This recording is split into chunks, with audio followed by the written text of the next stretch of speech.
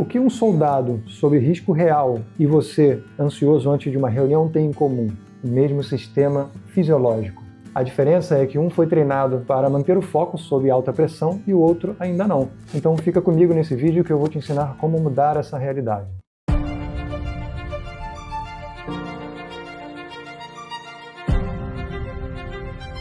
Seja muito bem-vindo ao nosso canal Menos Selfie, Mais Self. Eu sou o Diego Nogueira e aqui nós falamos sobre autoconhecimento na prática. Quando falta ar, o nosso corpo entra num estado de alerta máximo. Agora imagina treinar para permanecer lúcido exatamente nesse estado de alerta. É justamente o que as tropas de elite fazem. E essa mesma lógica pode explicar o porquê você se sente ansioso muitas vezes, mesmo não estando em perigo real. Então quero que você faça agora uma autoavaliação. Você começa a assistir um filme, alguns minutos depois já está no Instagram rolando o feed sem nem saber porquê. Ou então começa a ler um livro e 3 parágrafos depois já se dispersou, a cabeça está em outro lugar. Fica tranquilo que isso acontece com todos nós, porque a gente vive justificando, e colocando a culpa nas redes sociais, no algoritmo, mas de fato isso na maioria das vezes é justificativa. Mas você sabia que o problema pode estar justamente na falta de desconforto na sua vida? Pois é. Então fica comigo que nesse vídeo eu vou te mostrar por que o conforto demais pode estar matando a sua atenção, o que as tropas de elite têm a ensinar sobre foco, e vamos ver também uma técnica respiratória simples para treinar o seu cérebro a ficar presente. Pensa comigo, a gente vive numa época em que tudo é feito para ser confortável, às vezes até em excesso. Temperatura ideal, a comida na porta de casa, o entretenimento à distância de um clique. Não me entenda mal, eu moro no Rio de Janeiro, que faz um calor do caramba, então eu amo ar-condicionado. Mas o problema é que nosso cérebro não foi feito para ter conforto constante. E quando a gente se sente confortável demais, o cérebro tende a entender que não existem ameaças, não existem desafios, não tem nada acontecendo que precisa da nossa atenção total ali. E aí o que acontece? Ele entra no modo automático, o que por um lado é bom, porque a gente economiza muita energia ao longo do dia, com decisões que podem ser automatizadas,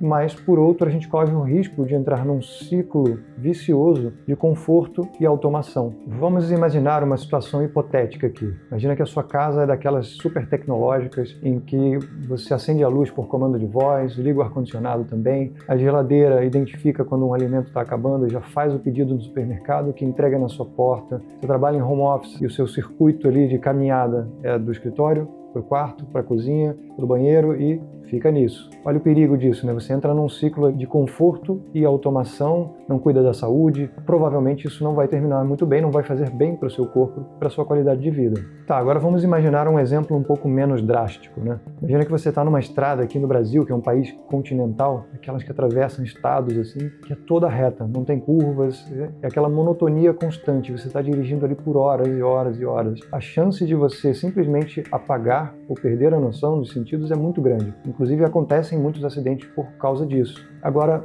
adiciona alguma dificuldade ou algum estímulo, como uma curva acentuada, chuva, por exemplo, que exige que a sua atenção esteja presente. Na hora, essa situação muda. E por que muda? Porque tem um fator externo ali exigindo a sua atenção. Se você está entrando numa curva, você vai ter que reduzir, mudar a marcha, prestar atenção no ângulo da curva. Se tem alguém vindo na contramão, a chuva, a mesma coisa, você vai ter que dirigir com mais atenção. Então, automaticamente, você traz o foco para aquilo que você está fazendo, diferente daquela estrada monótona, reta, até perder de vista, Então, fica muito clara essa diferença entre o estado de alerta do seu cérebro, por um motivo específico, e como uma monotonia, uma rotina monótona pode fazer você entrar nesse modo automático. Então, o que a gente pode extrair desses dois exemplos? Que o excesso de conforto tende a estagnar a nossa atenção. E aí que entra a ansiedade, que muitas vezes a gente enxerga como vilã, mas não. Ela é um alerta do nosso corpo dizendo, presta atenção, tem algo importante acontecendo aqui. O problema é quando a ansiedade se torna crônica, assim como o estresse também. Lembra daquela frase icônica, pede para sair? Então, no filme Tropa de Elite, aqueles recrutas ali, os candidatos a entrarem para o BOPE, passam por situações extremas de desafio, de cansaço, fome, frio, pressão psicológica. E por que isso acontece? Porque é impossível você se distrair quando está sob pressão ou risco real. No caso ali é um treinamento, não é exatamente risco, mas é uma pressão absurda, Imagina aquele soldado ali, quando ele está com um fuzil apontado para ele, uma mochila super pesada carregando, ou afundado dentro d'água. Não tem como ficar se distraindo e pensando no seriado que vai assistir à noite. A atenção tem que estar ali totalmente presente. Queria trazer uma referência de um outro filme também, que se chama Poder Além da Vida, sobre um jovem atleta que é treinado por um senhor. Não vou contar tanto do filme, depois você vai assistir, que é muito interessante, mas tem um trecho que ele está passeando no parque com o garoto, com uma relação ali, né, de mestre e discípulo. Na hora que eles estão atravessando uma ponte sobre um riacho, ele pega o garoto e joga da ponte. E aí o garoto cai gritando, e depois vem reclamar com ele e tal. Ele perguntou: o que você estava pensando naquele momento em que você caiu?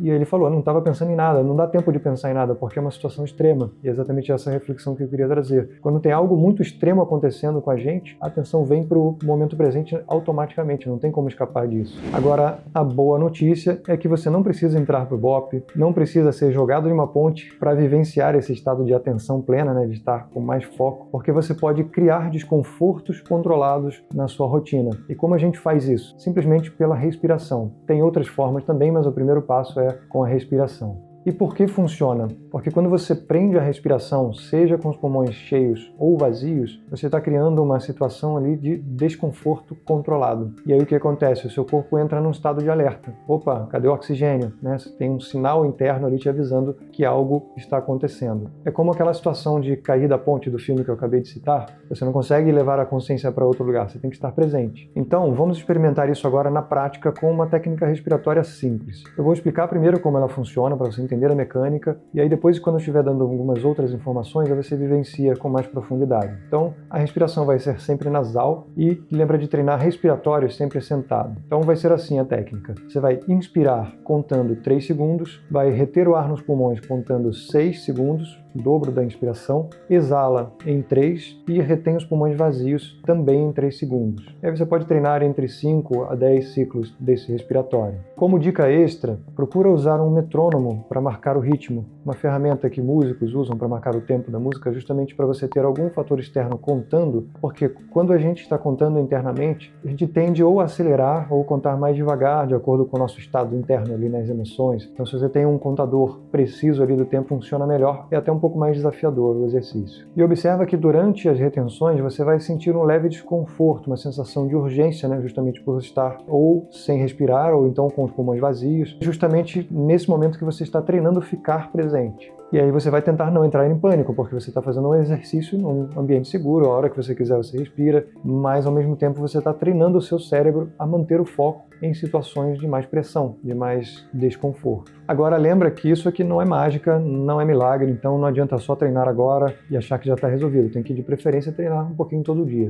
Outra maneira de treinar isso que a gente está vivenciando aqui é através de permanências longas em técnicas corporais, treinamento isométrico como a gente faz aqui na nossa escola. E se você tem interesse nesse tipo de treinamento corporal, coloca aqui nos comentários permanência, que aí a gente busca gravar algum vídeo sobre isso também. Só para reforçar, né, eu não estou dizendo que você precisa entrar para o BOP ou que precisa abdicar de tecnologia e das facilidades que ela nos proporciona. Eu adoro tecnologia e tudo que ela pode nos proporcionar, mas o importante é que ao introduzir conscientemente momentos de desconforto controlado, você se dá a oportunidade de resgatar algo que é ancestral e muito importante, que é a capacidade de estar aqui e agora. E isso não é só uma questão de produtividade, mas é uma questão de qualidade de vida. De você sentir, por exemplo, a comida que você está comendo, a conversa que você está tendo com seus amigos, familiares, e, por exemplo, também assistir um vídeo até o final, sem dispersão, de preferência, né? As dispersões diminuem quando você treina a atenção e a ansiedade diminui quando você está presente. E dessa forma você cria um círculo virtuoso.